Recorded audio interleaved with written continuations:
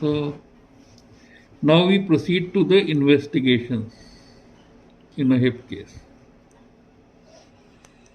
The investigations are first to assess the general condition of the patient. And I call them hemoglobin, TLC, DLC, ESR, GBP, BTCT, blood urea, oblique creatinine, blood sugar, HB1AC, urine examination and stool examination. In a hip condition, especially, you want to have an X-ray of the chest. You want to have an electrocardiogram and a medical reference. You want to have a dental checkup so that none of the tooth is loose, so that anesthesia becomes safe. You want to have ability of rehabilitation potential. The rehabilitation is mental activity, vision, muscle power, and any comorbid conditions. If there's a prostate or something, I mean, then the rehab potential is low.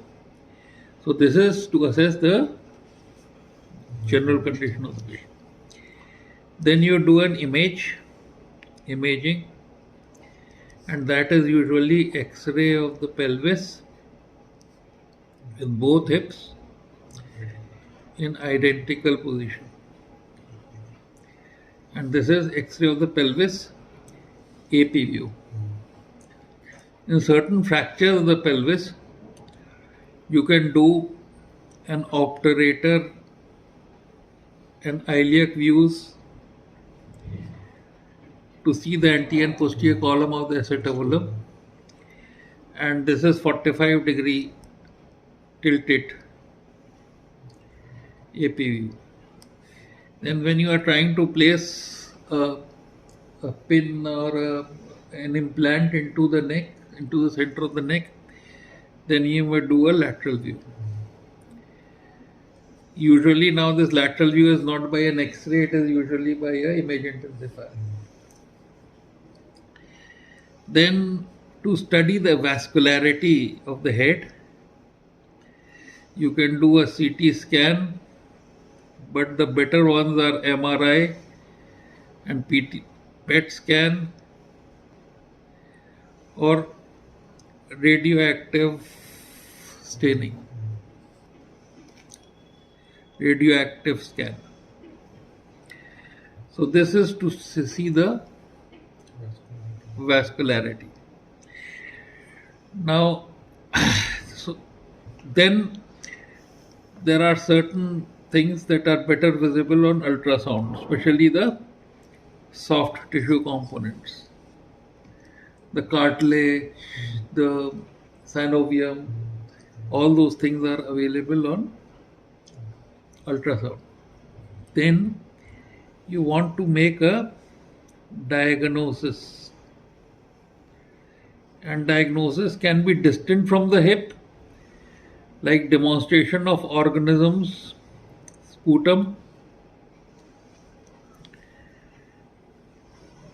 culture sensitivity AFB, or antibodies in the serum, or certain changes in the serum which may indicate a diagnosis, for example HLA-B27.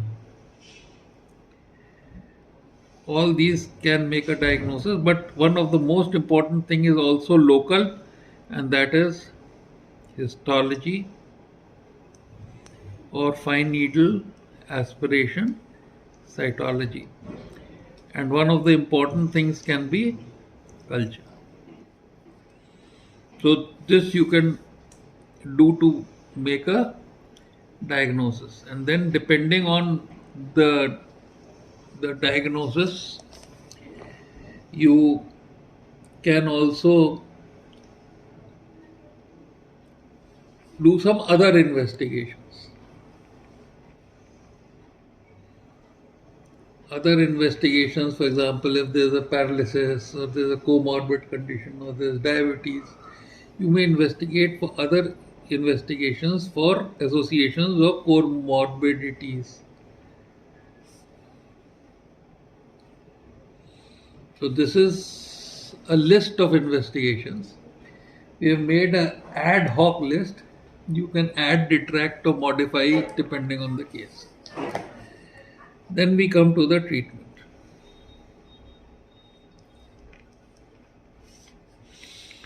So the treatment is of the cause.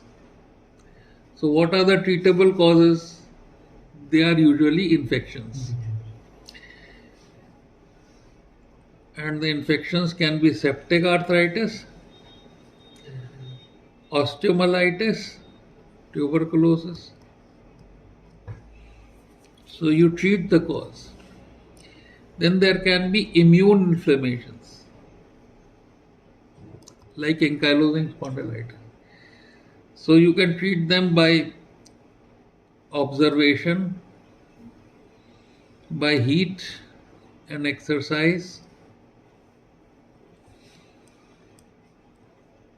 by NSAIDs, by DMARDs, by immunosuppressors, by biologic agents, biologics. So these are the ways that you can treat any autoimmune conditions. Then of course you may have special treatment of neoplasm. All right. Then we come to traumatic conditions. In traumatic conditions, you have a fractured neck of femur. And the fractured neck of femur, if it is fresh and reducible, you fix it. In a child, you may use screws, cannulated canceller screws or pins. In adult, you may use dynamic hip screw.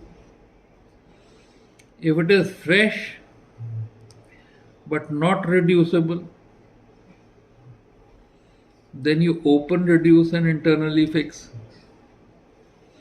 If it is old but still you want to retain the head, then you may open, reduce and fix with a vascular pedicle graft. This vascular pedicle graft can come on the basis of tensor fasciae lata or quadratus femoris. If you can sacrifice the head, that means greater than 65 years. Because what will this do? This will require time to unite. But what will this do? It will retain squatting and cross-legged sitting, ground level activity. Correct? If it is old and not reducible, then another alternative is osteotomy, subtrochanteric osteotomy. The way that the subtrochanteric osteotomy helps, there are two types of subtrochanteric osteotomy. One is angulate it.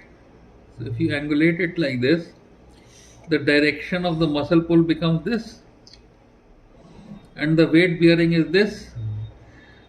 So these two forces start compressing the fracture. And if this was the direction, then the weight bearing would have been this, and this force would have been this. Therefore, there would have been a shearing force. So, what you are trying to do, you are trying to decrease the Powell's angle to below 30. So, this is called as angulation osteotomy. The advantage of this is that if this is the pelvis, This is the femur, and here is the weight. Then the distance of each of the limb from the center would determine how much would be the loading on the hip. So if you do a displacement osteotomy and this becomes closer, there will be more loading on this hip and there will be secondary osteoarthritis. Okay? Therefore, the second type of osteotomy is displacement osteotomy,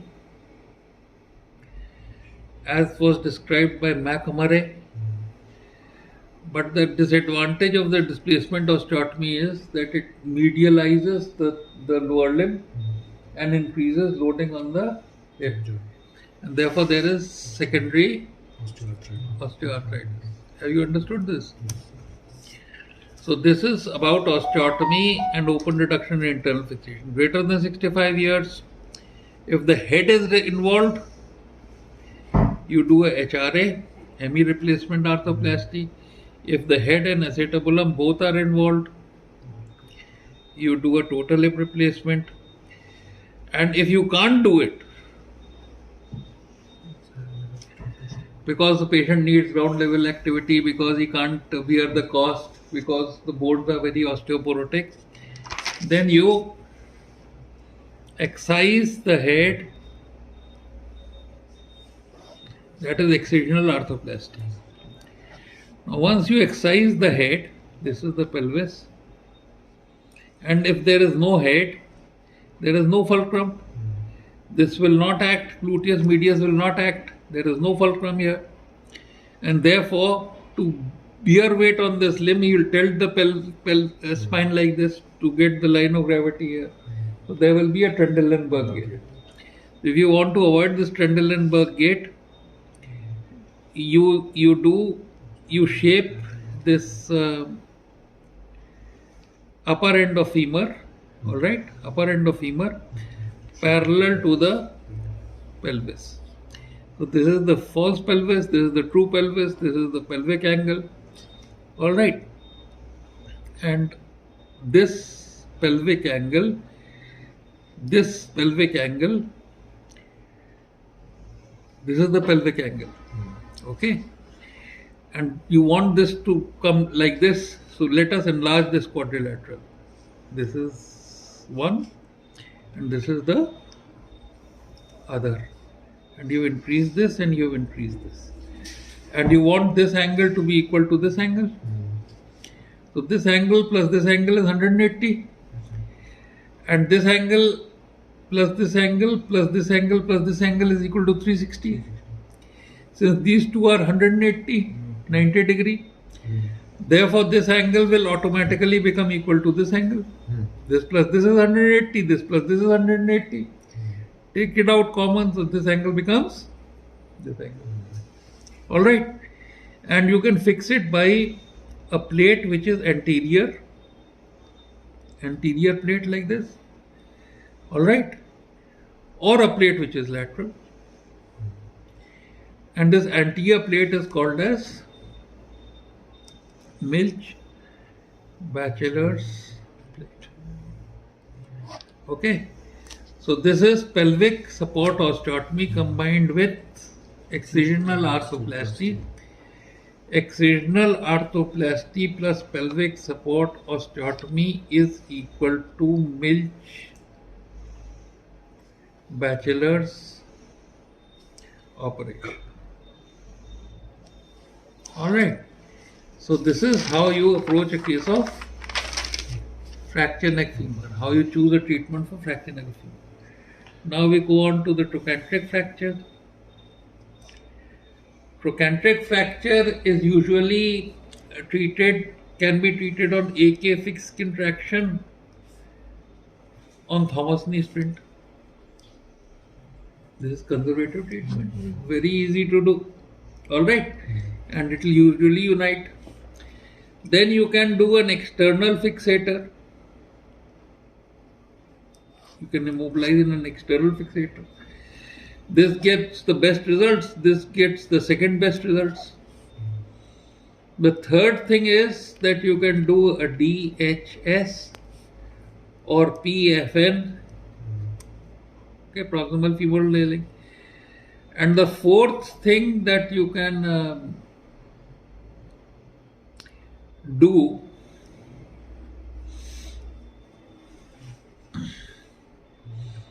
uh, uh, is that if this is the trochanter and here you have a fracture like this,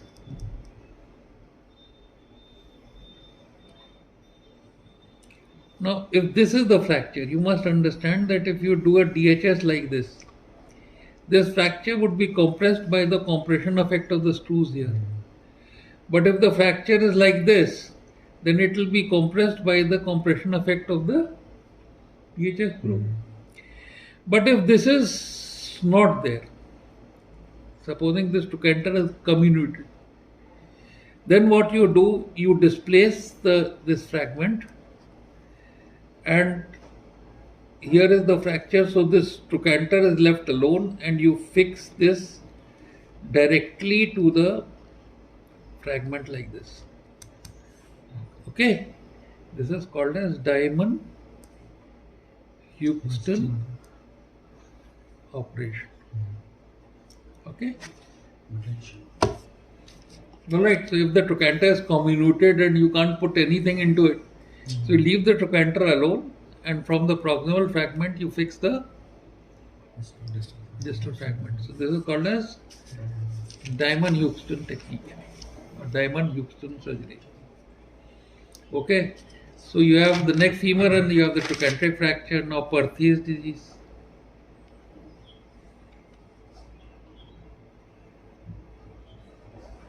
In the Perthes disease, the basic thing is that you do not want the head to deform.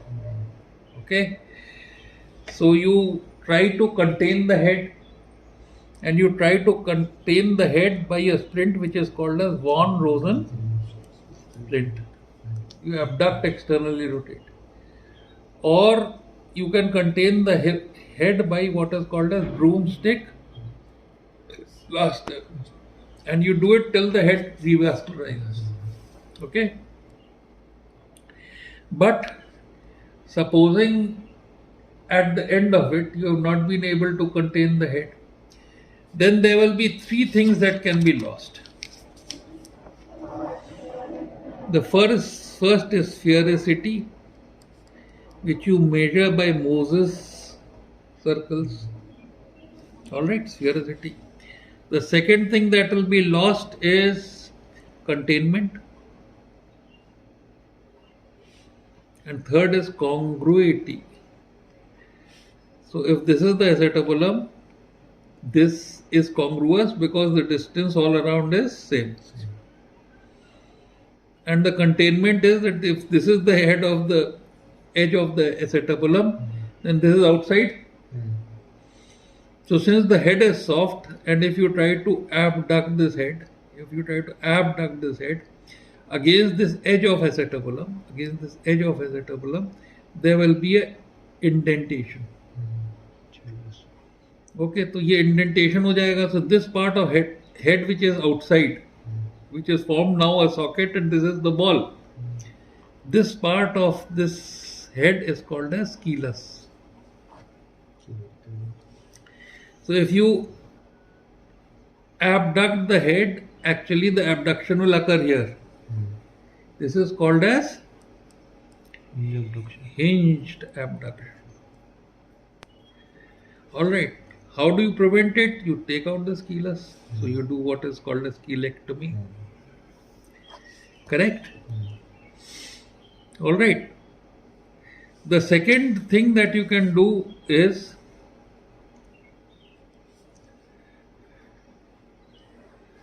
now what you have to do is, then there is the loss of containment.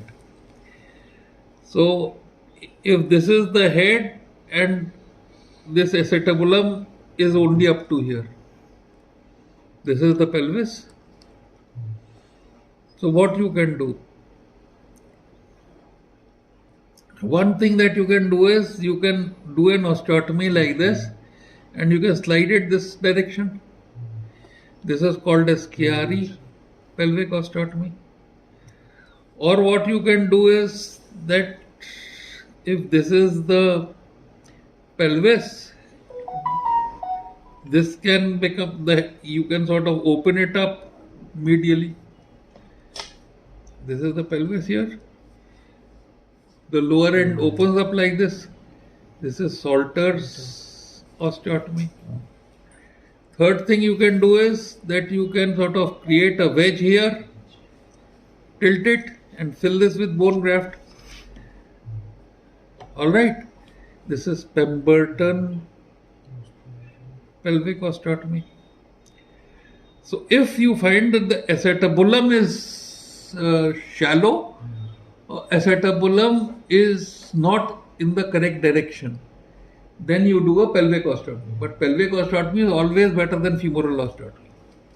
Otherwise, if you find that the head is out like this,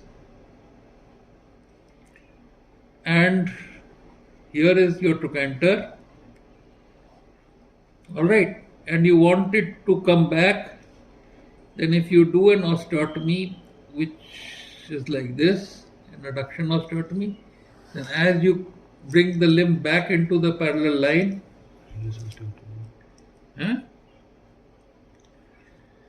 as you bring the limb back into the parallel line, this will. So there is a adduction subtrochanteric osteotomy which is femoral. So this is what you do for containment and congruity. And sphericity, there was an operation that was described. That means if this is a flat head, you open an area of the neck posteriorly, you empty the cancellous bone here, keep it, then you push a ball-like structure which converts the cartilage subtrochanteric into a sphere, and then you fill the rest of the space with cancellous bone. So this was an operation that was designed for sphericity, and since it was designed by an Indian, alright, since it was designed by an Indian in Vellore, lady orthopedic surgeon, Indian, Vellore, that's why this operation you can do for sphericity. But you have to, in Perthes disease, in the residual phase, if there is sufficient, if you feel that there is sufficient functional limitation, then the surgical correction will be for sphericity, for containment, and for congruity. Okay. Otherwise, you must know what are the prognostic factors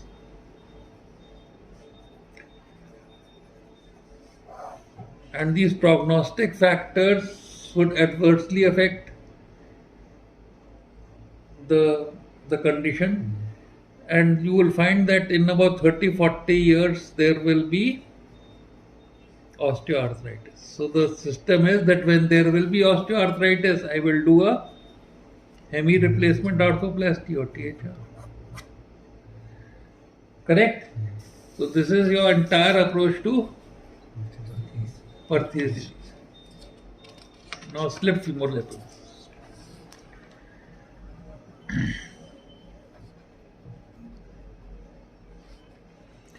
It is also called as adolescent coxa vara, obese, hypogonadic boys. Alright? And you find that this is the neck and this slips like this. This head slips like this. Now when this head slips like this, if it is in the acute phase, you can reduce it and pin it across the growth plate. You have to be careful that these pins pass in the center, because you want to damage the growth plate exactly in the center, so that there is no discrepancy of growth and there is no deformity later. You pass two pins close to the center, that's fine. Okay? But then the problem with this is that if you are seeing this lateral view like this, you are seeing it from the superior side. And this has gone posteriorly. And this is the trochanter. So here are the ascending vessels from the lateral and medial circumflex femoral which are forming the arcade around the neck. And this is the retinacular vessel, posterior retinacular vessel. And this is the anterior retinacular vessel. So the anterior retinacular vessel is already stretched. And this has become contracted. So if you reduce it, this will become stretched and the head will become avascular. So what you do? From this point, you remove this much of neck. And then reduce it and fix it. So this is called as cervical trapezoid osteotomy. You've understood it? Yes. Okay? Understand? Yes. Why you should remove it? Because these vessels are short. So wherever it has gone posteriorly, you approach posteriorly. Alright, save these vessels. Take out that much of neck. Reposit it. Fix it. Okay? So this is slipped femoral epiphysis. And then we approach posterior dislocation of hip. First thing is closed reduction, and you must do it in time because otherwise there will be avascular necrosis. And closed reduction is that you put the patient on the floor under anesthesia, put this 90 degrees, and the knee will go inside. The knee will go inside. Okay? Because it's flex adducted, internally rotated. In this flex adducted, internally rotated, you apply a vertical traction and you will regain the length. And as soon as there is reduction, you abduct and extend. That means you take the knee out and extend. So this method is Bigelow's method. You flex, adduct, internally rotate, give traction, reduce it, counter traction at the pelvis here, and abduct and extend. Alright, then immobilize for 3 weeks, and then gradual weight bearing. Gradual mobilization and weight bearing.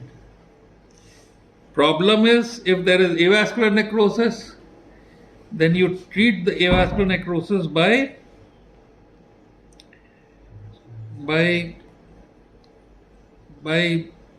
drilling.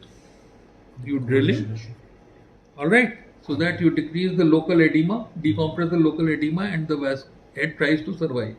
If the head does not survive, then you replace the head. Okay? So this is posterior dislocation. Now, old posterior dislocation. First we will see fresh, irreducible. You are not able to reduce. Then you open reduce. Alright?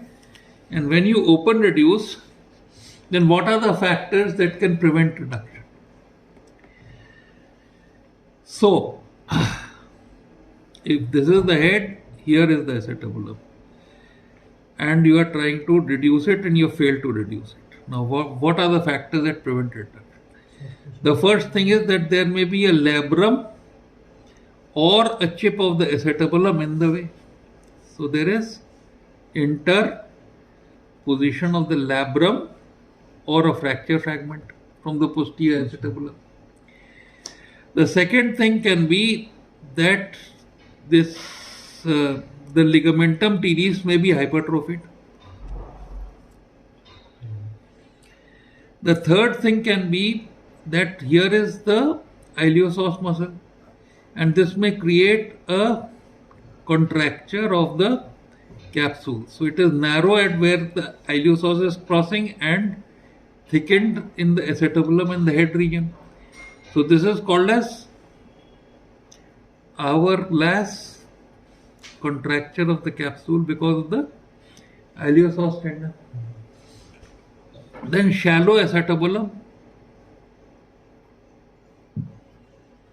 So all these factors you will have to take care of before you are able to open reduce the. And the final thing is that the abductors and adductors are contracted, so you are not able to descend the head. So abductor, adductor, or in simply way pelvifemoral muscles contracted. So these are the factors by which you will not be able to reduce, and if you have to take care of them when you are trying to open reduce. So you must be able to cite these factors. You will be asked. Supposing you can still not reduce,